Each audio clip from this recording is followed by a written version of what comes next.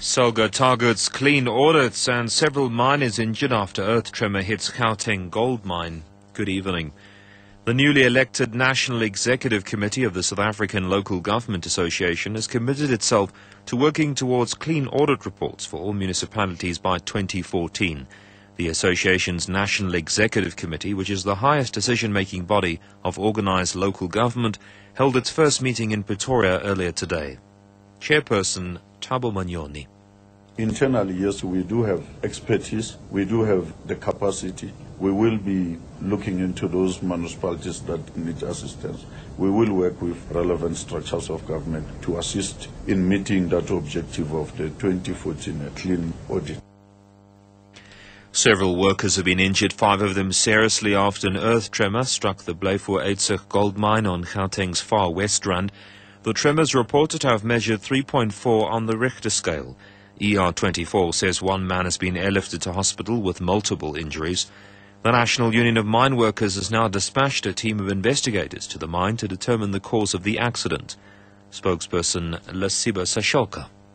As the NUM, we are shocked and disappointed that mine workers continue to get so seriously injured in this mining industry in South Africa without proper care being taken to them. We strongly believe that all these accidents are largely preventable. Cape Town Mayor Patricia de Lille has lauded the Hungberg community for its constructive engagement during negotiations.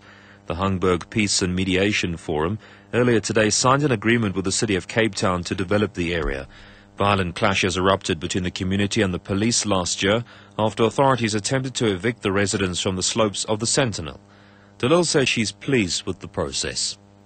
Today marks the end of a complex peace process, one that has involved months of negotiations and delicate democratic processes. It is an end today that brings together a range of diverse interests. It is an end that will ensure that we put violence behind us. It is an end that will ensure that we continue to develop hunger. Voting is continuing at some polling stations in the Zambian capital Lusaka. Hours had to be extended after voting started late because of voting material that wasn't delivered. The opposition has already decried what it calls suspicious behavior by the Electoral Commission of Zambia. The incumbent president, Rupia Banda, is facing stiff competition from opposition leader Michael Sata. SABC senior specialist reporter Mkhlatsi Gallons. At a polling station in Kanyama Township, just 10 kilometers outside the city, snaking queues were still visible after nightfall. Voting here began over 3 hours later because voting material, including booths and lids for ballot boxes, had not been delivered. But the Electoral Commission also failed to arrange electricity for the makeshift polling station. Police are keeping a watchful eye following riots at some other polling stations. Scores have already been arrested. Mkhlatsi Gallons, SABC News, Lusaka, Zambia. The Israeli Prime Minister Benjamin Netanyahu has offered to hold direct talks with Palestinian leader Mahmoud Abbas at the UN General Assembly.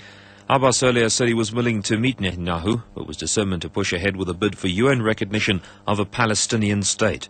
The Palestinians are seeking international recognition of their state, based on the borders that existed in 1967.